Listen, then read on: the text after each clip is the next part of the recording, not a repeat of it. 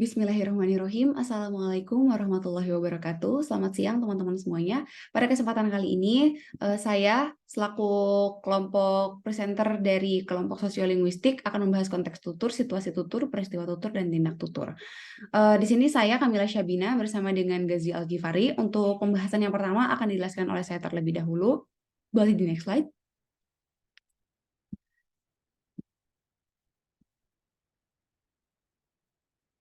Baik, di sini yang pertama akan membahas tentang aspek linguistik dan paralinguistik. Untuk yang pertama, saya akan menjelaskan terlebih dahulu komunikasi itu apa, karena selebihnya kita akan membahas seputar komunikasi. Jadi komunikasi ini dapat diartikan sebagai suatu kegiatan pertukaran informasi antara pemberi informasi dengan penerima informasi melalui suatu simbol, lambang, atau tanda maupun tingkah laku. Proses komunikasi ini setidaknya dibangun oleh 3 komponen. Yang pertama itu partisipan, misalnya ada penutur dan juga ada mitra tutur. Kemudian yang kedua ada informasi, misalnya hal apa yang ingin mereka sampaikan, apa konteksnya, seperti itu.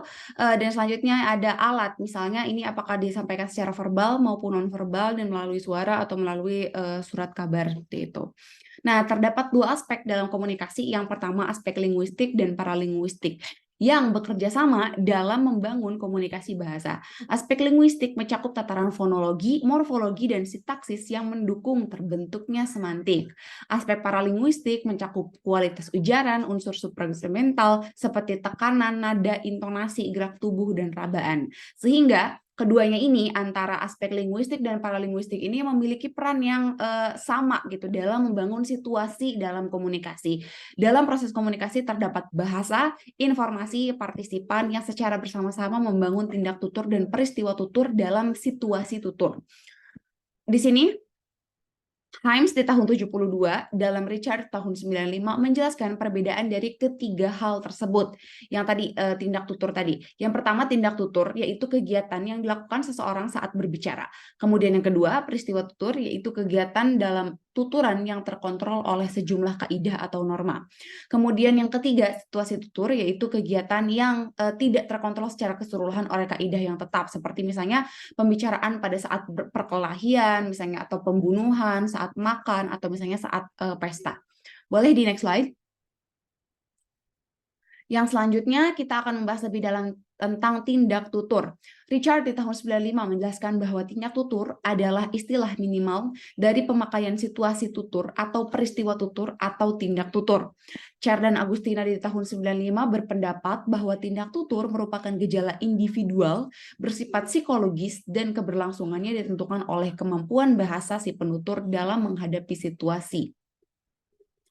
Tindak didefinisikan sebagai unit berbicara yang paling kecil yang bisa dikatakan mempunyai suatu fungsi. Berbagai tindak diberi nama yang disesuaikan dengan setiap fungsi wacana, seperti mencari keterangan, apakah itu bertanya, atau misalnya sebagainya. Kemudian Brown dan Levinson menegaskan lagi bahwa ada posisi yang didasarkan pada jarak sosial dan tingkat kekuasaan pembicara, sehingga diperlukan memilih strategi percakapan yang sesuai. Ada 2 strategi percakapan yang mereka sebutkan, yakni strategi kesopanan positif dan strategi kesopanan negatif. Boleh di next slide. Baik, di sini akan membahas strategi kesopanan. Ada 2 yang tadi seperti sudah disebutkan, yaitu positif dan juga negatif. Akan membahas yang positif terlebih dahulu. Yang pertama yaitu menarik perhatian, keinginan, dan kebutuhan penutur. Jadi kita mengujarkan sesuatu itu seperti seolah-olah kita membuat mereka terkesan terlebih dahulu gitu. Seperti misalnya agar silaturahmi tidak terputus, boleh kita pinjam 100. Di dalam situ kita ada kebutuhan gitu kepada orang tersebut. Kemudian yang kedua, melebih-lebihkan rasa ketertarikan, persetujuan, dan simpati terhadap penutur. Misalnya kita bilang ke seseorang gitu, kamu kalau senyum gulanya berapa sendok sih, manis banget. Kemudian yang ketiga, menekankan rasa ketertarikan pada pendengar. Misalnya, saya waktu seusia kalian saya pernah misalnya. Nah, itu biasanya diujarkan oleh seorang dosen atau misalnya seorang moderator, seorang pengajar, atau misalnya dalam dunia hiburan misalnya seperti stand up comedian. Jadi menarik perhatian orang-orang gitu. Kemudian yang keempat, menggunakan penanda identitas kelompok. Tolong dibantu bro, atau misalnya kita mengucapkan itu kepada kakak. Nah, itu kan berarti kita dalam lingkup keluarga. Kalau misalnya kita menggunakan tolong dibantu bro, berarti kita meminta tolong kepada sesama teman gitu. Kemudian di sini ada strategi kesopanan negatif. Yang pertama, meminta secara tidak langsung menurut kebiasaan. Misalnya kita meminta secara tidak langsung itu bisa tolong dibantu misalnya. Jadi kita seolah-olah meminta kesediaan mereka bersediakah atau tidak gitu. Jadi meminta secara tidak langsung. Kemudian yang kedua, bersikap pesimis. Misalnya ketika kita baru berteman, biasanya masih canggung, kita mengatakan memangnya boleh kalau kamu jemput aku gitu. Kemudian yang ketiga, ada meminimalkan beban. Misalnya kita mau pulang bareng sama orang, misalnya kita melewati tempat yang dimana dia pulang, kita misalnya bisa bilang boleh ikut sampai depan nggak, misalnya seperti itu.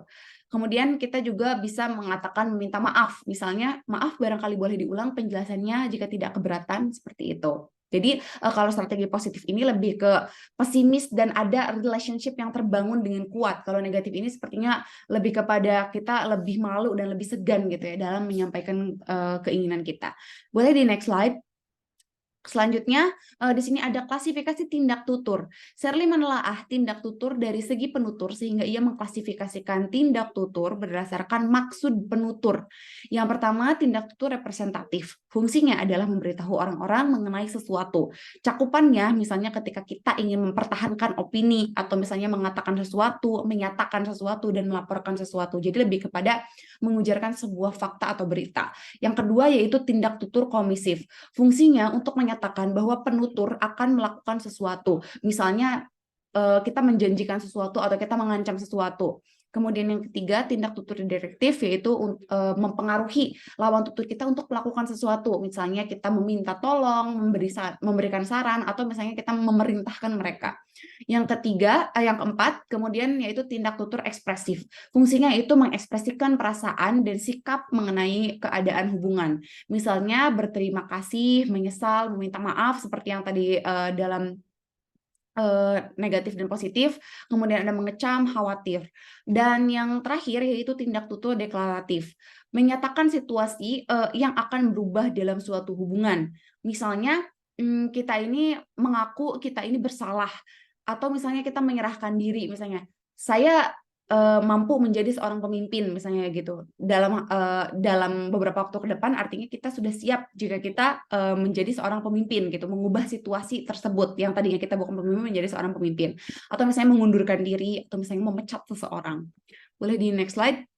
Untuk yang selanjutnya yaitu ada lokusi, ilokusi, dan perlokusi yang akan dijelaskan oleh Gazi. Kepadanya disilakan. Baik, terima kasih pada Kamila Sabina. Selanjutnya ada lokusi, ilokusi, perlokusi. Sebelumnya nih, kenapa sih ada tiga ini? Ada asbabnya kenapa sih? Nah, dari kalimat pelengklasifikasian dari Serle tadi, kita akan mengenal jenis-jenis kalimat sesuai dengan klasifikasi penggolongan tersebut, yaitu kalimat kalimat komisif, kalimat direktif, kalimat ekspresif, dan kalimat deklaratif. Nah, tapi selain itu, adapun menurut tata bahasa tradisional, ada tiga jenis kalimat, yaitu kalimat deklaratif, interrogatif, dan imperatif. Nah, terus dari jenis kalimat deklaratif, dari ketiga itu ada jenis kalimat deklaratif yang dimana kalimat deklaratif ini terbagi menjadi dua oleh Austin membaginya menjadi dua, yaitu kalimat konstatif dan kalimat performatif. Adapun kalimat performatif sendiri merupakan jenis kalimat yang berisi perlakuan yang artinya apa yang dituturkan oleh penutur apa yang dilakukannya. Dari kalimat performatif tersebut memunculkan tiga tindakan yang berlangsung sekaligus yang disebut Austin sebagai tindak tutur yang meliputi tindak tutur lokusi, ilokusi, dan perlokusi. Nah, lokusi, ilokusi, perlokusi. Berikut pengertiannya. Tindak tutur lokusi adalah tindak tutur untuk mengatakan suatu atau dalam arti berkata. Sedangkan tindak tutur lokusi adalah tindak tutur melakukan suatu tindakan dalam mengatakan sesuatu. Dan yang terakhir, tindak tutur lokusi adalah tindak tutur melakukan suatu tindakan dengan mengatakan sesuatu. Nah, Mungkin agak sedikit bingung ya, berikut ada contohnya nih. Di contoh tersebut ada percakapan antara pengunjung dan penjaga toko di pasar tentunya. Dari pengunjung ngucapin, "Berapa harga peti mayat yang penuh ukiran ini?" Terus penjaga tokonya jawab, 150.000 Tuan. Nah, pengunjung itu menyindir dan berkata, "Bukan main mahalnya." Tapi si penjaga toko juga malah nyindir balik, "Tapi Tuan, saya jamin pasti peti mayat ini tidak akan membuat Tuan kecewa, karena sekali Tuan masuk ke dalamnya, Tuan tidak akan punya keinginan untuk keluar lagi." Nah, dari kalimat yang Tuan tidak akan punya keinginan untuk keluar lagi itu digarisbawahi bahwasanya jika dicermati kalimat tersebut ada ketiga bentuk tindak tutur, ada lokusi, ilokusi, dan perlokusi. Namun dapat pula namun bisa jadi kita juga menafsirkannya ada lokusi saja atau ilokusi maupun perlokusi saja, bisa ketiga-tiganya ataupun salah satu di antara ketiganya. Tapi dari kalimat tersebut di dominannya yaitu ada tutur yang dominannya yang jelas yaitu tindak tutur ilokusi dan perlokusi. Mungkin boleh di next slide. Selanjutnya tetap masih dalam masalah lokusi, ilokusi, dan perlokusi. Untuk memahami ketiga tindak tutur tersebut dalam proses komunikasi, eh, Leach dari tahun 1993 membaginya membagi tindak tutur dalam proses komunikasi ketiga tindak tutur dalam proses komunikasi tersebut terdapat bagan, boleh dilihat ada bagan tindak tutur dalam proses komunikasi. Ada dari gambar tersebut terdapat tulisan 1, 2, 3, 4, 5, 6, 7, 8 perlokusi, ilokusi, lokusi, dan fonetik. Adapun dari 1 sampai hingga nomor 8 yang lengkap itu tindak tutur merupakan urutan tindak tutur lokusi.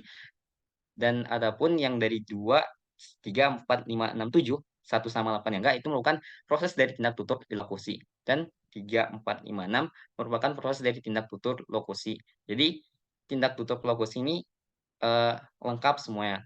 Kalau yang ilokusi 1 yang 8 enggak, dan kalau yang lokusi lebih kurang lagi prosesnya gitu. Nah, bisa dijelasin bisa supaya lebih gampang ya. Ada gambar satu, ada bagian lagi yang tindak dalam proses komunikasi, tapi diibaratkan dengan pertandingan sepak bola. Nah, pertandingan sepak bola ini yang nomor satu yang 1, 2, 3, 4, 5, 6 ada yang memenangkan pertandingan, mencetak gol, dan menang bola. Kalau dari lokusi, kalau tindak lokusi dari penyerang tengah, contohnya kata penyerang tengah sudah menendang bola, itu tindak lokusi yang belum lengkap sampai tujuannya, sampai prosesnya belum lengkap.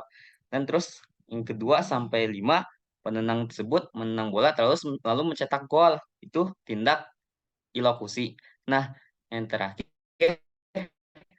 menendang bola, mencetak gol, dan memenangkan pertandingan, itu merupakan tindak tutur perlokusi.